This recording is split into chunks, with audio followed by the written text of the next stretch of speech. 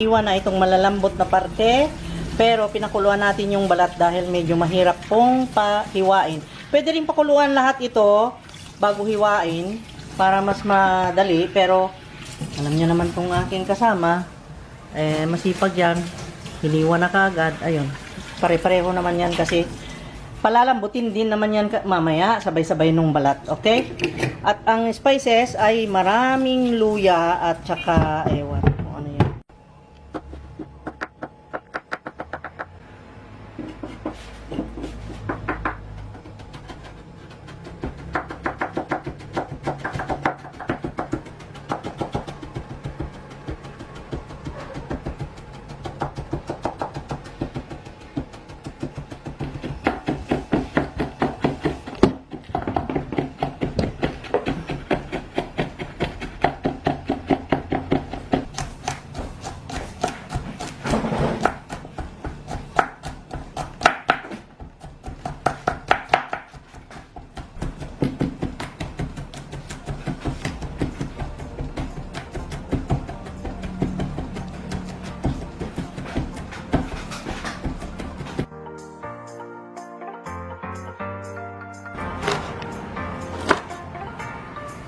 Yan ng ano ng Celery.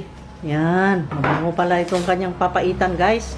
May celery, guys. Huwag kayong magreklamo, ha. Pero ito ang type niyang papaitan. May celery. Yan. Yummy! Anong klaseng papaitan ito? Wala yatang pait dito. Ito, pait ng celery. Kasi walang available na apdo or yung kanyang... Anong tawag na? Grass. Ha? Hindi naman ikaw nagkatay kasi kaya walang papaitan. Ayun, kaya pala. Yan ang papaitan ni Chef Ed. Guys, tandaan nyo. Wala siyang apdo. Walang abdo kasi Kasi mapait daw yun at hindi gusto ng mga anak ko ang mapait. Kaya celery na lang instead of apdo. Makakapit na masustansya ito. Talaga, sinabi mo.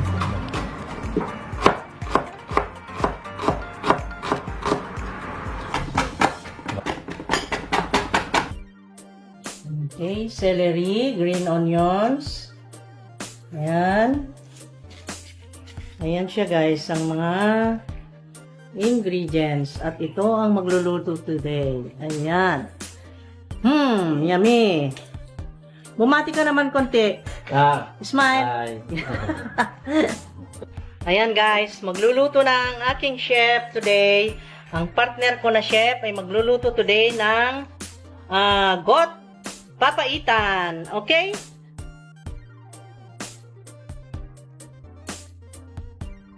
Kaya, Okay na, ready na? gisa natin na yung ano. Yung Okay.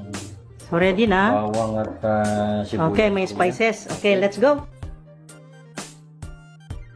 Okay. 4 to 5 tablespoon of cooking oil. Okay, drop the ginger first.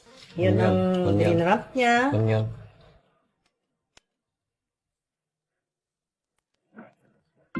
May pa-shake-shake siya, guys. Iba talaga pag ang chef ang nagluto, no? Wow! Sibuyas na napakarami. Isang truck. Wow! Ang daming ginger! Grabe! Ha? Ang dami niyan, ha?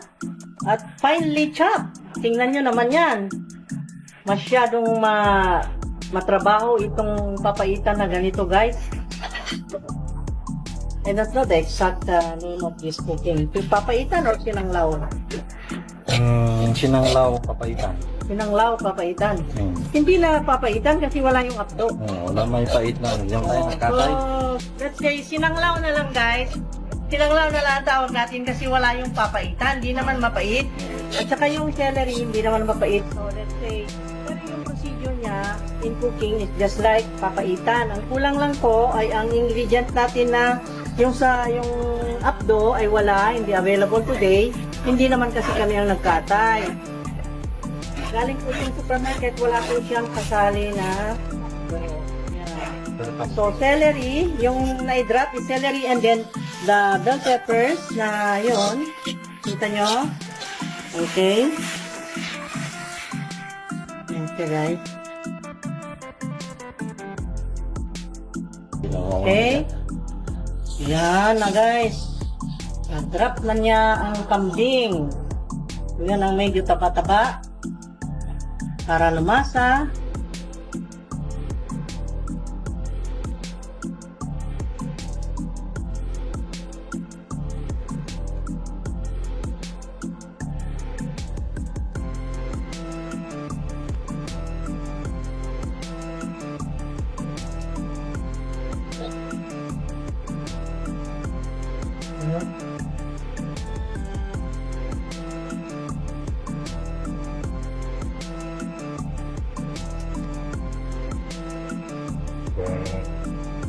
Okay.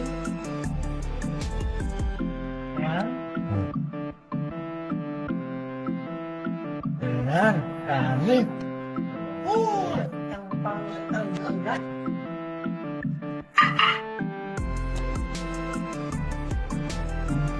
Lagay na siya ng ayan, paminta.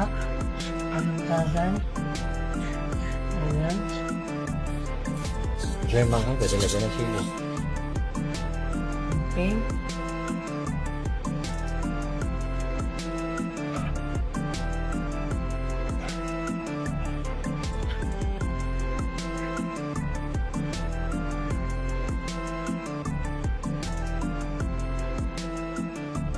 Seryoso yung nagluluto, guys.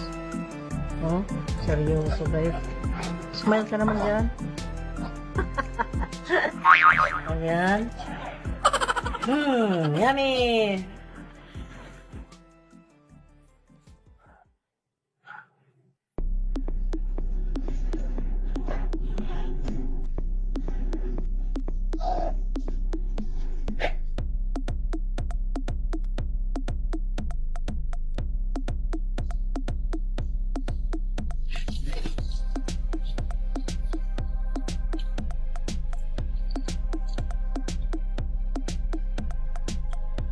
Ayan. Lalagyan na ng tubig.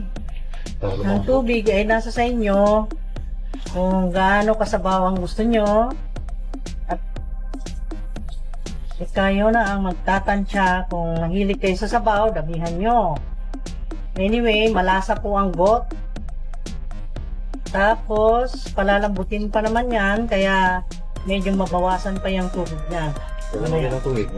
Okay? Pwede rin dagdagan kung gusto mamaya. Ganun daw, sabi ni Chef Ed. Ngayon, ay ayan na, Transfer na kompleto na. Transfer na natin ang lagayan kasi kunti yung sabaw. Maliit yung sabaw. Oo. Transfer na rin sa malaking Okay. Ilagay namin sa malaking lagayan kasi aapaw na sa kawali, guys. Okay? And then, para matakpang maigi, para mas madaling lumambot yung karne. Diba? Okay?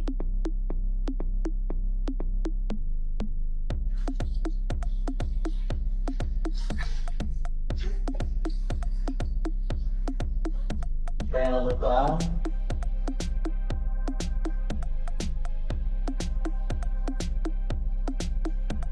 Ano na? Transfer na. Okay? walang pa. Walang butin ka naman. Dagdagan pa niya ng sabaw para sa ganun ay may allowance sa pagpalambot, guys. Baka matuyo siya. Hindi natin mamalayan. Gusto natin ang sabaw ng sinanglaw, di ba? Yes! Sinanglaw na kambing! Wow! Ang daming sabaw, guys. Wow! Higop sabaw. Lalambot na yan mamaya. And then, takpan na natin. We will just wait for maybe 45 minutes mamaya pag kumulo. Okay? Ginutom ang chef, guys. Ang sarap naman ng merienda mo. Wow! Pakwan at grapes. Kainin mo pa tong spices para sa sinanglaw na yan. Ang sarap ng snack niya, guys. Let's eat. Ang lalaki naman ito. Wow! Parang bola. Ang laki. Kain tayo, guys. Alam nyo na, maingat na sa katawan ng mga katulad namin. Kaya, fruits na ang aming kinain. Lalong-lalo itong grapes, guys. Maganda, antioxidants. And then, the pakwan. Yan. Meron din akong manggang hilaw, masarap. Ay, sus! Yung manggang hilaw, mamaya, babanatan ko yun.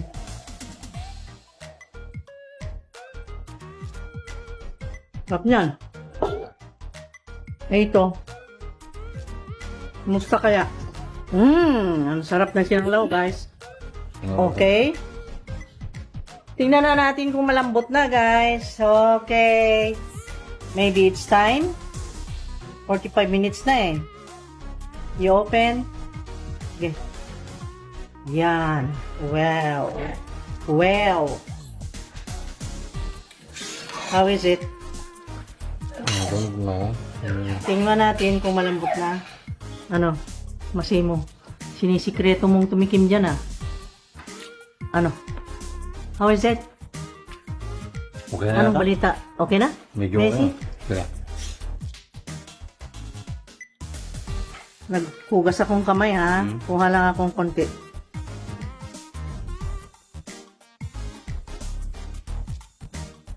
Parang atay yata yung nakuha ko guys. Yung nga. Yung balat. Okay na, sige ba?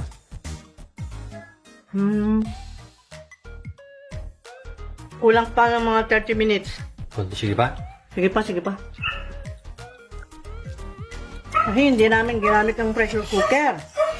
Ay, pressure cooker ba? Matigas pala talaga. Kasi 55 minutes na eh.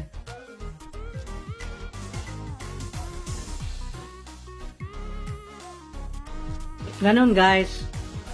Kahit na sinabi natin na ang karne, ganun lang na time na maluto, 30 minutes or 20 minutes. Pero may mga klase ng karne na matitigas minsan, kaya check lang natin.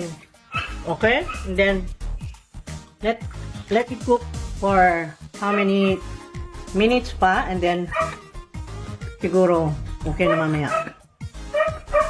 Okay, buksan na natin. Wow! I'm so excited to taste and see this. Okay, open.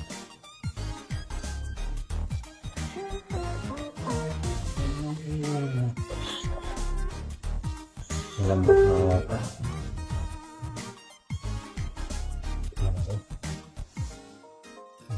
Matigas. Tumipikit pang tumitikim guys. Okay na Masasarapan. yata? Okay na, yes. Nilagay na niya ang sili and the green onions.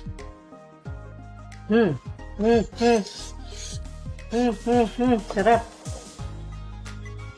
Sinanglaw. That is sinanglaw.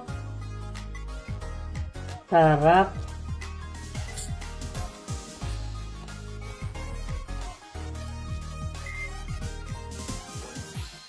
The final ingredient, ang vinegar. Come on, go.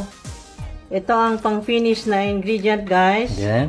Kasi kung lagyan mo siya ng suka sa primerong luto, ito ay tatagal ang pagkalambot. Okay? Tandaan nyo yan. Pag naglagay ng asim sa nilutong matigas, lalong titigas. You know that? Okay. That's a tip.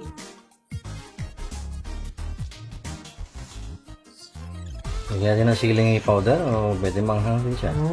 Sarap. Pagka gusto nyong manghang guys, lagyan nyo lang ng sili, kargahan nyo ng kargahan, labuyo or ng jalapeno or lahat na lang gusto nyong manghang dyan, ilagay nyo na. Nasa sa inyo ang control kung ano ang iyong gusto, kung anong option nyo, okay? Okay? Okay na siguro guys, ilagay na natin sa bowl para makita natin. Ang sarap, okay? At ito'y tikim na ng tikim, ang siya hindi na makatiis at nasarapan na.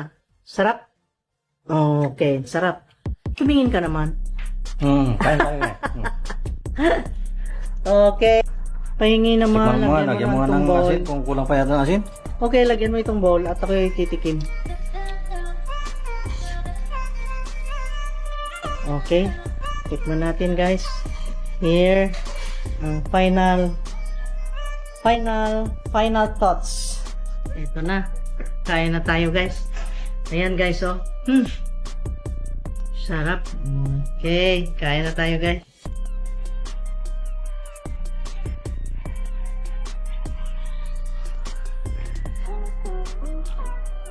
Wow, ang sarap. Okay na. Sarap na. Okay. Magpaalam na tayo para tayo makakain na. Okay? Ano na? Paalam. Kain tayo. Bye guys! Kain na tayo guys. Ito na, tapos na. Luto na ang sinanglaw. Ang sarap. Medyo maganda ang paglagay ng suka kasi parang wala yung lansa, yung amoy ng kambing. At nagbigay ng lasa doon sa karne. May compliment siya doon sa taste ng kambing at saka yung mga spices. Masarap. Medyo spicy siya, may sili. Ang sarap guys. Mamaya pag malamig-lamig, makakakain akong marami. Okay? Thank you guys. Thank you for watching. Please like, comment, share, and subscribe na kung hindi pa kayo nakasubscribe to see more. Promise, I will be doing a lot of cooking videos. Okay? Ayan. Okay. Bye-bye. Bye-bye. See you guys. Okay, bye-bye. Thank you so much guys for the support and everything.